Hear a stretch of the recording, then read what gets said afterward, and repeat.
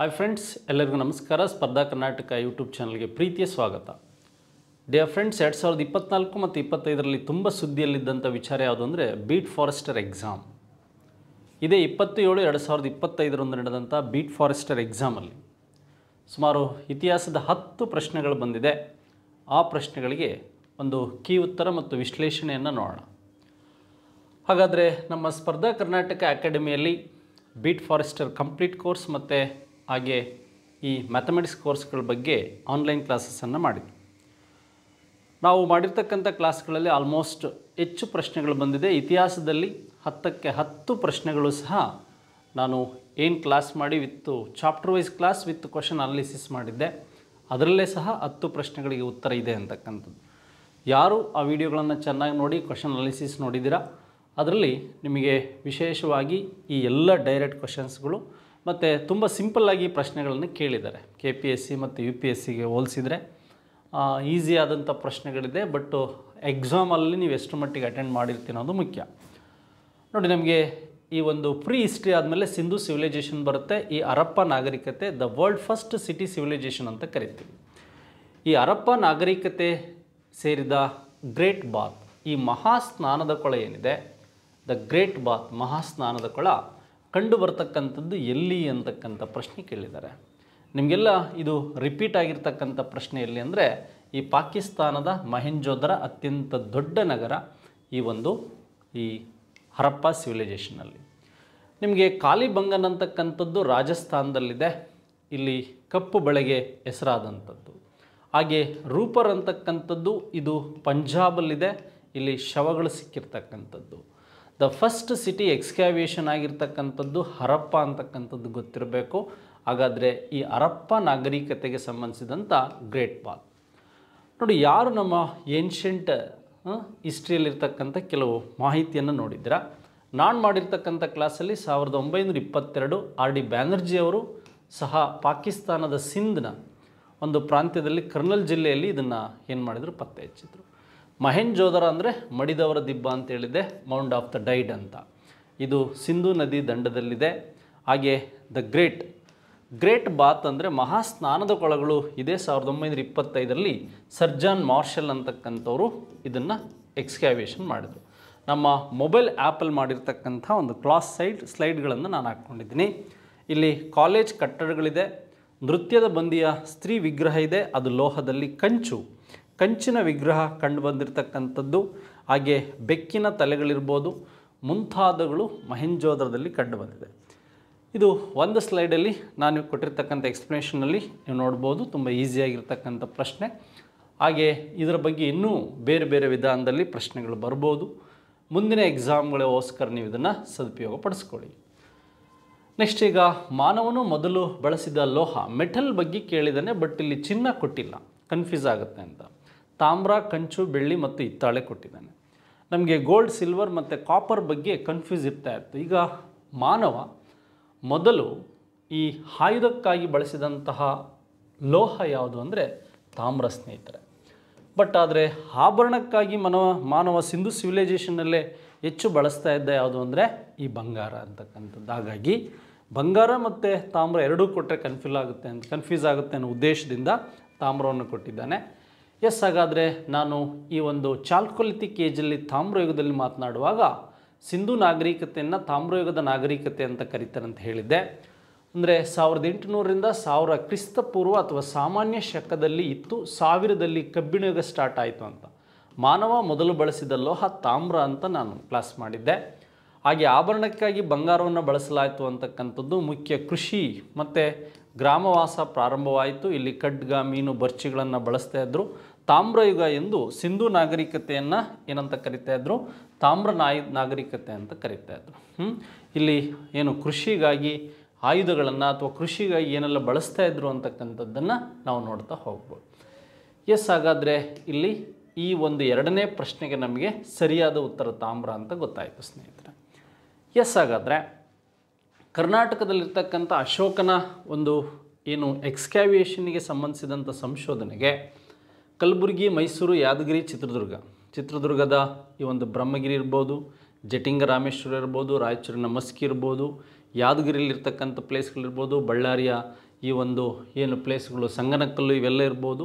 ಆದರೆ ಸನ್ನತಿ ಅಂತಕ್ಕಂಥ ಪ್ಲೇಸ್ ಬಗ್ಗೆ ನಾನು ಕ್ವಶನ್ ಅನಾಲಿಸಿಸಲ್ಲಿ ತುಂಬ ಡೀಟೇಲ್ಸಾಗಿ ಮಾತಾಡಿದ್ದೀನಿ. ಯಾರು ಸಂಶೋಧನೆ ಮಾಡಿದರೂ ಸನ್ನತಿ ಅಂತಕ್ಕಂಥದ್ದು ಕಲಬುರಗಿಯಲ್ಲಿದೆ. ಕ್ವಶನ್ ಅನಾಲಿಸಿಸಲ್ಲಿ ಮಾಡಿದ್ದೀನಿ ಮತ್ತು ಕ್ಲಾಸಲ್ಲಿ ಮಾಡಿದ್ದೀನಿ. ಇತ್ತೀಚೆಗೆ ಹೊಸದಾಗಿ ಸಿಕ್ಕಿರ್ತಕ್ಕಂಥ ಸನ್ನತಿಯ ಸಂಶೋಧನೆಗಳಲ್ಲಿ ಇದು ಬೌದ್ಧಿಸ್ಟ್ ಸ್ತೂಪವಾಗಿದೆ ಹಾಗೂ ಅಶೋಕನ ಶಾಸನಗಳು ಇಲ್ಲಿ ದೊರೆತಿದೆ.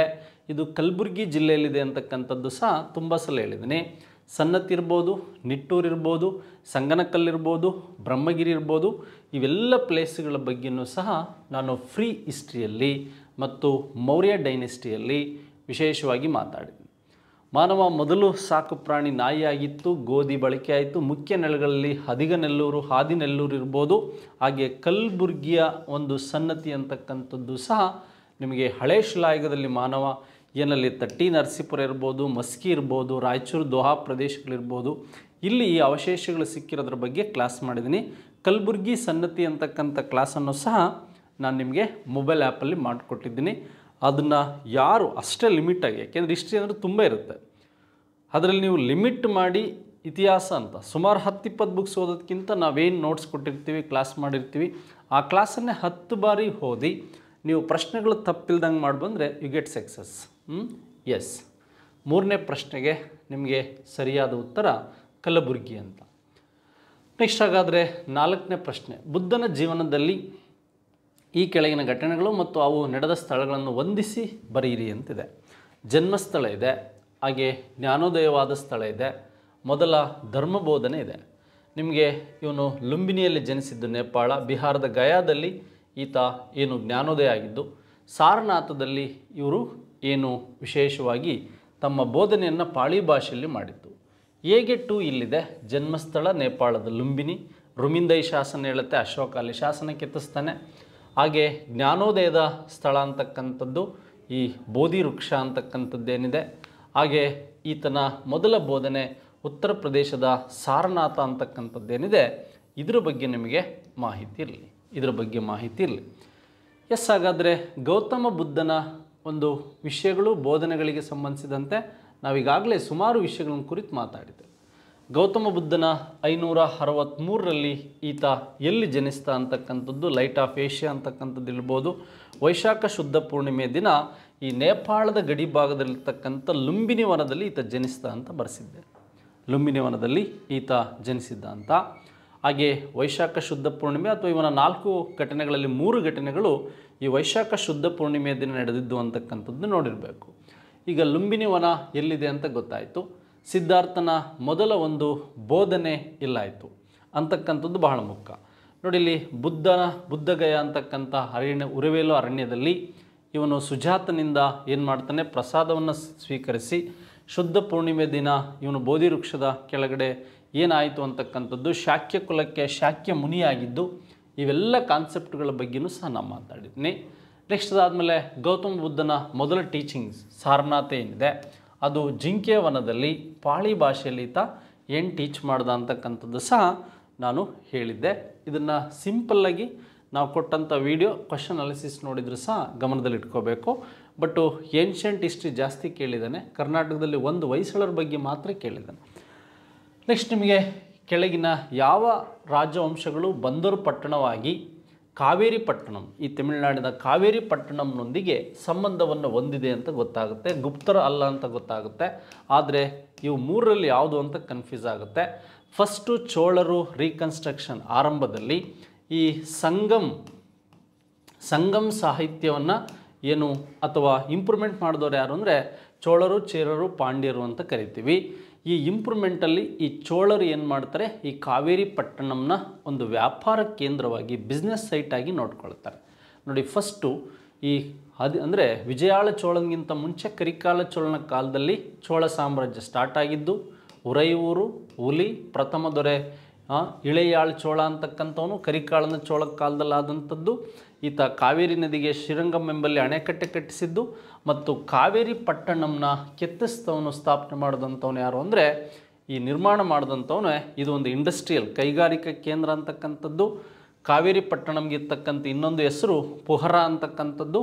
ಇದು ನಮ್ಮ ಮೊಬೈಲ್ ಆ್ಯಪ್ ಕ್ಲಾಸಲ್ಲಿ ನಾನು ಮಾಡಿಕೊಟ್ಟಿದ್ದೆ. ಮೊಬೈಲ್ ಆ್ಯಪ್ ಕ್ಲಾಸಲ್ಲಿ ಏನ್ಷಿಯಂಟ್ ಕರ್ನಾಟಕಕ್ಕೆ ಏನ್ಷಿಯಂಟ್ ಇಂಡಿಯಾದ ಲಾಸ್ಟ್ ಚೇರ ಚೋರ ಪಾಂಡ್ಯ ಸಂಗಮ್ ಲಿಟ್ರೇಚರಲ್ಲಿ ಶಿಲಪ್ಪದಿಗಾರ ಮಣಿಮೇಕಲೈ ಇವೆಲ್ಲ ಇಳಂಗು ಅಡಿಗಳವರ ಕೃತಿಗಳ ಬಗ್ಗೆ ಮಾತಾಡುವಾಗ ಹೇಳಿದ್ದೀನಿ. ಕಾವೇರಿ ಪಟ್ಟಣಂ ಎಂಬ ನಗರ ಮತ್ತು ಇದು ಚೋಳರಿಗೆ ಸಂಬಂಧಿಸಿದೆ. ಆರಂಭಿಕ ಚೋಳರಿಗೆ, ಕರಿಕಾಳ ಚೋಳನಿಗೆ ಪ್ರಮುಖವಾದವನು ಇಲ್ಲಿ ಅಂತ ನಿಮಗೆ ಗೊತ್ತಿರಬೇಕು.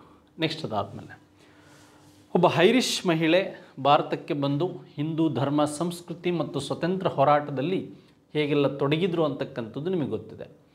ಅನಾ ಬೆಸೆಂಟ್ ಬಗೆಗಿನ ಹೇಳಿಕೆಗಳನ್ನು ಪರಿಶೀಲನೆ, ಸರಿಯಾದ ಹೇಳಿಕೆಗಳನ್ನು ಗುರುತಿಸಿ ಅಂತ. ಹೋಮ್ ರೂಲ್ ಲೀಗನ್ನು ಭಾರತದಲ್ಲಿ 1916ರಲ್ಲಿ ತಿಲಕ್ ಅವರು, 1916ರಲ್ಲಿ ಅನಾ ಬೆಸೆಂಟ್ ಅವರು, ಹಾಗೆ 1916ರಲ್ಲಿ ಏನು ನಮಗೆ ಲಾಲಾ ಲಜಪತ್ ರಾಯ್ ಇರ್ಬೋದು, ಹಾಗೆ ಕರ್ನಾಟಕದಲ್ಲಿ ಧಾರವಾಡದಲ್ಲಿ ಗಂಗಾಧರ ರಾವ್ ದೇಶಪಾಂಡೆ ಇರ್ಬೋದು. ಆದರೆ ಈ ಒಂದು ಫಸ್ಟ್ ಸ್ಟಾರ್ಟ್ ಮಾಡಿದ್ದು ಏಪ್ರಿಲಲ್ಲಿ ತಿಲಕ್ ಅವರು, ಸೆಪ್ಟೆಂಬರ್ 1ನೇ ತಾರೀಕು ತಮಿಳುನಾಡಿನ ಒಂದು ಹಡಿಯರ್ನಲ್ಲಿ ಸ್ಟಾರ್ಟ್ ಮಾಡಿದ್ದು ಇವರೇ. ಹಾಗೆ 1882ರಲ್ಲಿ ಈ ಥಿಯೋಸಾಫಿಕಲ್ ಸೊಸೈಟಿಯನ್ನು ಸ್ಟಾರ್ಟ್ ಮಾಡಿದ್ದು ಸಹ ಅನಾ ಬೆಸೆಂಟ್ ಅಂತ ಗೊತ್ತಿರಬೇಕು. ಇಲ್ಲಿ ಯಾವ ಹೇಳಿಕೆಗಳನ್ನು ಗುರುತಿಸಿ ಸರಿಯಾದ ಅಂತ ಕೊಟ್ಟಿದ್ದಾರೆ. ಯಾವುದು ಸರಿಯಾಗಿದೆ ಅಂದರೆ 1 ಮತ್ತು 2 ಸಹ ಸರಿಯಾಗಿದೆ. ಯಾವುದು ಸರಿಯಾಗಿದೆ ಸ್ನೇಹಿತರೆ? 1 ಮತ್ತು 2ನೇ ಹೇಳಿಕೆಗಳು ಸಹ ಸರಿಯಾಗಿದೆ. ಹಾಗಾಗಿ ಅನಾ ಬೆಸೆಂಟ್ ಅವರು ಒಬ್ಬ ಐರಿಷ್ ಮಹಿಳೆ ಅಂತ ಗೊತ್ತಿರಬೇಕು. ರೆವರೆಂಡ್ ಫ್ರಾಂಕನಿಗೆ ವಿಚ್ಛೇದನ ನೀಡಿ ಭಾರತಕ್ಕೆ ಬರ್ತಾರೆ. ಭಗವದ್ಗೀತೆಯನ್ನು ಇಂಗ್ಲೀಷಿಗೆ ಭಾಷಾಂತರ ಮಾಡಿದ್ದು 1898ರಲ್ಲಿ ಸೆಂಟ್ರಲ್ ಕಾಲೇಜೇ ಬನಾರಸ್ ಹಿಂದೂ ವಿಶ್ವವಿದ್ಯಾನಿಲಯ ಆಗುತ್ತೆ. 1916ರಲ್ಲಿ ಮದ್ರಾಸ್ನಲ್ಲಿ ಹೋಮ್ ರೂಲ್ ಲೀಗನ್ನು ಸ್ಟಾರ್ಟ್ ಮಾಡಿದ್ದು. ಹಾಗೆ ಅವರ ಕಾಮನ್ವೆಲ್ತ್ ಮತ್ತು ನ್ಯೂ ಇಂಡಿಯಾ ಪತ್ರಿಕೆ ಇರ್ಬೋದು. 1917ರಲ್ಲಿ ಕಲ್ಕತ್ತಾದಲ್ಲಿ ಭಾರತದ ಕಾಂಗ್ರೆಸ್ನ ಪ್ರಥಮ ಅಧ್ಯಕ್ಷರಾಗಿದ್ದು ಇವರು ಅಂತ ಗೊತ್ತಿರಬೇಕು. ಥಿಯೋಸಾಫಿಕಲ್ ಸೊಸೈಟಿ ಫಸ್ಟ್ ಅಮೇರಿಕಾದಲ್ಲಿ ಸ್ಟಾರ್ಟ್ ಆಗುತ್ತೆ. ಈಗ ನಿಮಗೆ ಈ ಒಂದು ಬ್ಲಾವಿಟಸ್ಕಿ ಮತ್ತು ಹೋಲ್ಕಟ್ ಬಗ್ಗೆ ಗೊತ್ತಿರಬೇಕು. 1882ನಲ್ಲಿ ಭಾರತದ ಮಡ್ರಾಸ್ನ ಅಡಿಯಾರ್ನಲ್ಲಿ ಸ್ಥಾಪನೆ ಮಾಡ್ತಾರೆ. ಥಿಯೋಸ್ ಎಂದರೆ ದೇವರು, ಸಾಫಿಕಲ್ ಎಂದರೆ ಇದನ್ನು ವಿಶೇಷವಾಗಿ ಜ್ಞಾನ ಅಂತಕ್ಕಂಥದ್ದು ನಿಮಗೆ ಗೊತ್ತಿರಬೇಕು. ಅನಾ ಬೆಸೆಂಟ್ ರವರ ವಿಷಯಗಳನ್ನು ಸಹ ನಾನು ಕ್ಲಾಸಲ್ಲಿ ಮಾಡಿರ್ತಕ್ಕಂಥದ್ದು. ಇದನ್ನು ಸಿಂಪಲ್ಲಾಗಿ ನೀವು ನೋಡಿದರೆ ಸಾಕು. ನೆಕ್ಸ್ಟ್ ನೋಡಿ, ಅಕ್ಬರ್ ಒಬ್ಬ ಮಹಾಶಯ ಅಂತ ಕರಿತೀವಿ ಮೊಘಲ್ ಡೈನೆಸ್ಟಿಯಲ್ಲಿ. ಅಕ್ಬರ್ ಕಾಲದಲ್ಲಿದ್ದಂಥ ವಿದ್ವಾಂಸರು, ನವರತ್ನ ವಿದ್ವಾಂಸರು ಇರ್ಬೋದು, ಮನ್ಸಬ್ದಾರಿ ಪದ್ಧತಿ ಇರ್ಬೋದು, ಹಾಗೆ ಬಂದೋಬಸ್ತ್ ಪದ್ಧತಿ ಇರ್ಬೋದು, ಜಪ್ತಿ ಇರ್ಬೋದು, ಹಾಗೆ ಅಕ್ಬರ್ನ ಒಂದು ಜರೋಕ್ ಸಿಸ್ಟಮ್ ಇರ್ಬೋದು, ಅಕ್ಬರ್ ಕಾಲದಲ್ಲಿ 15 ಶುಭ ಪ್ರಾಂತ್ಯಗಳಿದ್ದಿರ್ಬೋದು.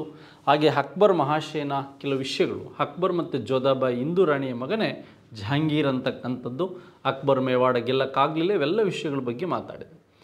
ಅಕ್ಬರ್ಗೆ ಸಂಬಂಧಿಸಿದಂತೆ ಈ ಕೆಳಗಿನ ಹೇಳಿಕೆಗಳನ್ನು ಅವರು ಜಿಜಿಯಾ ಮತ್ತು ಯಾತ್ರಿಕರ ತೆರಿಗೆಯನ್ನು ರದ್ದುಗೊಳಿಸಿದರು. ನೋಡಿ, ಜಿಜಿಯಾ, ಜಕಾತ್ ಮತ್ತು ಕಮ್ಸ್ ಮತ್ತು ಕರಜ್ ಬಗ್ಗೆ ಹೇಳಿದ್ದೀನಿ. ಜಿಜಿಯಾ ಅಂದರೆ ಹಿಂದೂಗಳ ತಲೆಗಂದಾಯ, ಜಕಾತ್ ಅಂದರೆ ಮುಸ್ಲಿಮರ ಮೇಲೆ ಇರತಕ್ಕಂಥ ಒಂದು ಧಾರ್ಮಿಕ ತೆರಿಗೆ ಅಂತ ಗೊತ್ತಿರಬೇಕು. ಇದನ್ನು ಈತ ರದ್ದತಿ ಮಾಡಿದ್ದು ನಿಜ. ಹಾಗೆ ಇಬಾದತ್ ಖಾನ್ ಫತೇಪುರ್ ಸಿಕ್ರಿಯಲ್ಲಿ ದೀನ್ ಇಲಾಯಿ ಅಂತಕ್ಕಂಥ ವಿವಿಧ ಧರ್ಮವನ್ನು ಏನು ಮಾಡ್ದ, ಗುರುತಿಸ ಏಕೀಶ್ವರವಾದಕ್ಕೆ ಬಂದ. ಧಾರ್ಮಿಕ ಚರ್ಚೆ ನಡೆಸೋದಕ್ಕೆ ಫತೇಪುರ್ ಸಿಕ್ರಿಯಲ್ಲಿ ಇಬಾದತ್ ಖಾನನ್ನು ಈತ ಸ್ಥಾಪನೆ ಮಾಡಿದ್ರ ಬಗ್ಗೆಯೂ ಸಹ ನಿಮಗೆ ಗೊತ್ತಿರಬೇಕು. ಈ 3 ಸ್ಟೇಟ್ಮೆಂಟ್ ಕರೆಕ್ಟಾಗಿರೋದ್ರಿಂದ ನಮಗೆ ಈ 3 ಸ್ಟೇಟ್ಮೆಂಟ್ ರೈಟ್ ಅಂತ ಗೊತ್ತಿರಬೇಕು. 3 ಸ್ಟೇಟ್ಮೆಂಟ್ ರೈಟ್ ಅಂತ ಗೊತ್ತಿರಬೇಕು.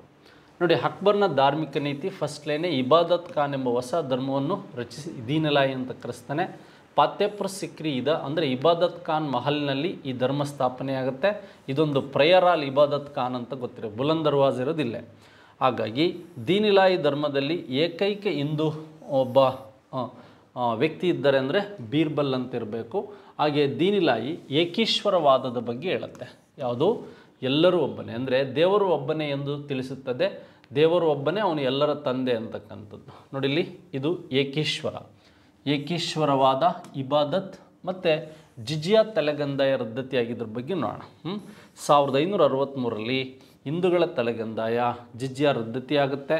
ಹಾಗೆ 62ರಲ್ಲಿ ಮತಾಂತರ ನೀತಿಯನ್ನು ಈತೇನು ಮಾಡ್ತಾನೆ, ರದ್ದತಿಯನ್ನು ಮಾಡ್ತಾನೆ. ಇವೆಲ್ಲವೂ ಸಹ ನಾನು ಹೇಳಿದ್ದೀನಿ ಸ್ಲೈಡಲ್ಲಿ, ನೋಟ್ಸಲ್ಲಿ. ಇದ್ರ ಬಗ್ಗೆ ನಿಮಗೆ ಮಾಹಿತಿ ಚೆನ್ನಾಗಿರಲಿ. ಎಸ್, ಹಾಗಾದರೆ ಈ ಕಂಟೆಂಟ್ ಆದಮೇಲೆ ನಮಗೆ ಈ ಕೆಳಗಿನವುಗಳಲ್ಲಿ ಯಾವುದು 1857ರ ದಂಗೆಯ ಕಿಡಿ ಹೊತ್ತಿಸಿತು ಎಂದು ಪರಿಗಣಿಸಲಾಗಿದೆ? ಔಧ್ನ ಸ್ವಾಧೀನ.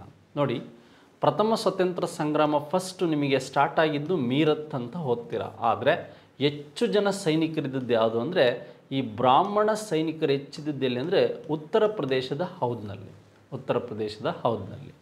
ಹಾಗೆ 1829 ಸತಿ ವಿರೋಧ ಶಾಸನ ಏನಿದೆ ಇದು ಭಾರತೀಯರಿಗೆ ಸಂಪ್ರದಾಯ, ಬ್ರಿಟಿಷರಿಗೆ ಒಳ್ಳೆಯದು, ನಮಗೂ ಒಳ್ಳೆಯದು, ಆದರೆ ಭಾರತೀಯ ಸಂಪ್ರದಾಯ ವಿರೋಧ ಮಾಡ್ತು ಅನ್ನೋ ಉದ್ದೇಶ ಇಲ್ಲಿತ್ತು. ಹೊಸ ಎನ್ಫೀಲ್ಡ್ ರೈಫಲ್ ಗ್ರೀಸ್ ಹಂದಿ ಮತ್ತು ಹಸುವಿನ ಕೊಬ್ಬನ್ನು ಸವರಿದ ಗ್ರೀಸ್ಡ್ ಪಿಸ್ತೂಲ್ ಇವುಗಳನ್ನು ಮಾಡಿದ್ದೇ ಈ ಬ್ರಾಹ್ಮಣ ಸಿಪಾಯಿಗಳು, ಔದ್ನ ಬ್ರಾಹ್ಮಣ ಸಿಪಾಯಿಗಳು ಇದನ್ನು ಬಳಸೋದಕ್ಕೆ ನಿರಾಕರಣೆ ಮಾಡ್ತಾರೆ. ನಿಮಗೆ ಮಂಗಲ್ ಪಾಂಡೆ ಬಗ್ಗೆ ಗೊತ್ತಿದೆ. 1857 ಮಾರ್ಚ್ 29 ಬ್ಯಾರಕ್ಪುರದಲ್ಲಿ ಏನು ಮಾಡ್ತಾನೆ, ವೆಸ್ಟ್ ಬಂಗಾಳಲ್ಲಿ ಇದನ್ನು ವಿರೋಧ ಮಾಡ್ತಾನೆ. ಅತಿ ಹೆಚ್ಚು ಸೈನಿಕರು ಪ್ರಥಮ ಸ್ವತಂತ್ರ ಸಂಗ್ರಾಮದಲ್ಲಿ ಎಲ್ಲಿಂದ ಇದ್ದರು ಅಂದರೆ ಉತ್ತರ ಪ್ರದೇಶದ ಔದ್ನಿಂದ. ಸತಿ ವಿರೋಧ, ಎನ್ಫೀಲ್ಡ್ ಬಂದೂಕುಗಳಿಗೆ ಕೊಬ್ಬನ್ನು ಸವರಿದ್ದು ವಿರೋಧಿಸಿ ಏನಾಯಿತು ಅಂದರೆ ಈ ಒಂದು ಕಿಡಿ ಹೊತ್ತಿಸಿತು ಅಥವಾ ಪ್ರಥಮ ಸ್ವತಂತ್ರ ಸಂಗ್ರಾಮಕ್ಕೆ ಮೇಜರ್ ಕಾಸಸ್ ಕಾರಣ ಇದಾಯಿತು ಅನ್ನೋದು ನಿಮಗೆ ಗೊತ್ತಿರಬೇಕು. ಎಸ್, ಹಾಗಾದರೆ ನಾವು ಮಾಡಿರೋ ಕ್ಲಾಸಲ್ಲಿ 1829 ಸತಿ ಸಹಗಮನ ನಿಷೇಧ ಕಾಯ್ದೆ ಒಂದು ಸಾಮಾಜಿಕ ಕಾರಣ ಆಯಿತು. ಕೊಬ್ಬು ಸವರಿದ ಬಂದೂಕುಗಳು ಸೈನಿಕರು ಬಳಸಲು ನಿರಾಕರಿಸಿದ್ದು ಎರಡನೇ ಒಂದು ಇಮಿಡಿಯೇಟ್ ಕಾಸಸ್ ಆಯಿತು. ಈ ಸಂದರ್ಭದಲ್ಲಿ ಹೆಚ್ಚು ಸೈನಿಕರಿದ್ದ ಪ್ರದೇಶ ಉತ್ತರ ಪ್ರದೇಶದ ಔದ್. ಇದು ನನ್ನ ಕ್ಲಾಸ್ ನೋಟ್ಸಲ್ಲಿರ್ತಕ್ಕಂತಹ ಒಂದು PPT ನೋಡಿ. ಈ ಕ್ಲಾಸ್ PPT ಮತ್ತು ಕ್ವಶನ್ ಅನಾಲಿಸಿಸ್ ಯಾರು ನೋಡಿರ್ತಾರೋ ಅವ್ರಿಗೆ ಇದ್ರ ಬಗ್ಗೆ ಫುಲ್ ಮಾಹಿತಿ ಸಿಗುತ್ತೆ. ಹಾಗಾದರೆ ನಮಗೆ ಈಗ ಪ್ರಶ್ನೆಗೆ ಏನು ಅಂದರೆ ಮೇಲಿನ ಎಲ್ಲವೂ ಸರಿ ಅಂತ ಗೊತ್ತಾಯಿತು, ಮೇಲಿನ ಎಲ್ಲವೂ ಸರಿ ಕಾರಣ ಅಂತ. ಹಾಗೆ 9ನೇ ಪ್ರಶ್ನೆ, the book of poverty and an British rule in India ಎಂಬ ಪುಸ್ತಕವನ್ನು ಬರೆದವರು ದಾದಾಬಾಯಿ ನವರೋಜಿ, ಲಾಲಾ ಲಜಪತ್ ರಾಯ್, ಬಾಲಗಂಗಾಧರ ತಿಲಕ್, ಬಿಪಿನ್ ಚಂದ್ರಪಾಲ್ ಅಂತಕ್ಕಂಥದ್ದಿದೆ. ನಿಮಗೆ ರೈಟ್ ಆನ್ಸರ್ ಯಾವುದು ಅಂದರೆ ತುಂಬ ಸಲ ರಿಪೀಟ್ ಆಗಿರೋ ಪ್ರಶ್ನೆ ದಾದಾಬಾಯಿ ನವರೋಜಿ. ಎಸ್, ಹಾಗಾದರೆ ದಾದಾಬಾಯಿ ನವರೋಜಿ ಅವರಿಗೆ ಸಂಬಂಧಿಸಿದಂಥ ಪ್ರಶ್ನೆ ಏನೆಲ್ಲ ಕೇಳ್ಬೋದು ಇಲ್ಲಿ ನೋಡಿ. ಗೋಖಲೆ ಗಾಂಧೀಜಿಯವರ ರಾಜಕೀಯ ಗುರುವಾಗಿದ್ದರು, 3 ಬಾರಿ ಒಂದು INC ಅಧ್ಯಕ್ಷತೆಯನ್ನು ವಹಿಸಿದರು. ಸ್ವದೇಶಿ ಪದವನ್ನು ಮೊದಲು ಬಳಸಿದವರು 1900 INC ಕಲ್ಕತ್ತಾ ಅಂದರೆ ಅದಕ್ಕಿಂತ ಮುಂಚೆ 1906ರಲ್ಲಿ. ಬಟ್ ಇದು ಪ್ರಕಟ ಆಗಿದ್ದು ಯಾವಾಗ ಅಂದರೆ ಪಾವರ್ಟಿ ಅನ್ನೋದು 1901ನಲ್ಲಿ. ಇದು ಕಲ್ಕತ್ತಾ ಅಧಿವೇಶನ 6ರಲ್ಲಿ ಏನಾಗುತ್ತೆ ಅಂದರೆ ಬಿಡುಗಡೆ ಆಗುತ್ತೆ. ಸಂಪತ್ತಿನ ಸೋರಿಕೆ ಸಿದ್ಧಾಂತ, ಡ್ರೈನ್ವೆಲ್ ಥಿಯರಿ ನೋಡಿ, ಇದು ಇವ್ರ ಬಗ್ಗೆ ಹೇಳುತ್ತೆ. ಮತ್ತು 1917ರಲ್ಲಿ ದಾದಾಬಾಯಿ ನವರೋಜಿಯವರು ಮರಣ ಹೊಂದಿದ್ದು ಮತ್ತು ಅವರ ರಾಷ್ಟ್ರಗುಪ್ತ ಬುಕ್ಸ್ ಬಗ್ಗೆನೂ ಸಹ ನಿಮಗೆ ಕೇಳ್ತಾರೆ.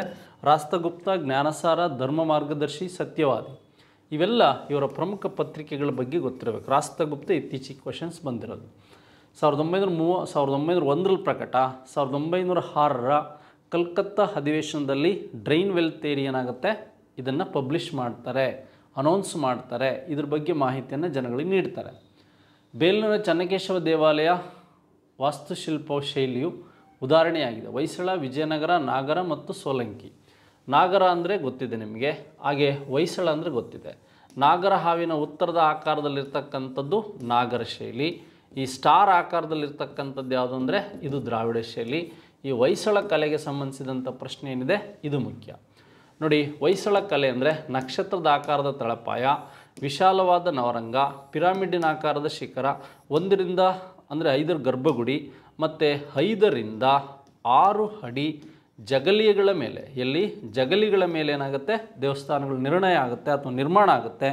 ಅದೇ ರೀತಿಯಾಗಿ ದೇವಾಲಯದ ಸುತ್ತ ಪ್ರದಕ್ಷಿಣೆ ಇರುತ್ತೆ, ಗರ್ಭಗುಡಿಯ ಸುತ್ತ ಪ್ರದಕ್ಷಿಣೆ ಇರಲ್ಲ. ಹೊಯ್ಸಳ ಸ್ಟೈಲಲ್ಲಿ ನಕ್ಷತ್ರದ ಆಕಾರ, ವಿಮಾನ ಆಕಾರ, ಪಿರಾಮಿಡಿನ ಆಕಾರ, ವಿಶಾಲವಾದ ನವರಂಗ, 1ರಿಂದ 5 ಗರ್ಭಗುಡಿಗಳು, 5ರಿಂದ 6 ಅಡಿ ಎತ್ತರದ ಜಗಳಿಗಳ ಮೇಲೆ ಈ ಟೆಂಪಲ್ಗಳು ನಿರ್ಮಾಣ ಆಗೋದು.